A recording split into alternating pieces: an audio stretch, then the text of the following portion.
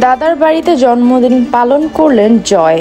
প্রতি বছরই ২৭ সেপ্টেম্বর তিনি তার জন্মদিন পালন করে থাকেন দাদার বাড়িতে। এই বছর জয় ৮ বছরে পা রাখল। অপু বিশ্বাস তার ছেলের জন্মদিনে বেশ বড় একটি পোস্ট করেন এবং ছেলের জন্য দোয়া চেয়েছেন।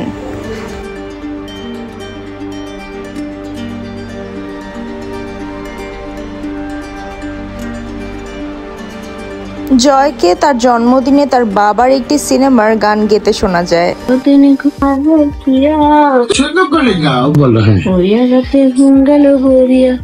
সোহাগ চাঁদ দিনে ঘুম পাড়িয়ে নাচো সখিতা মায়ের দেখি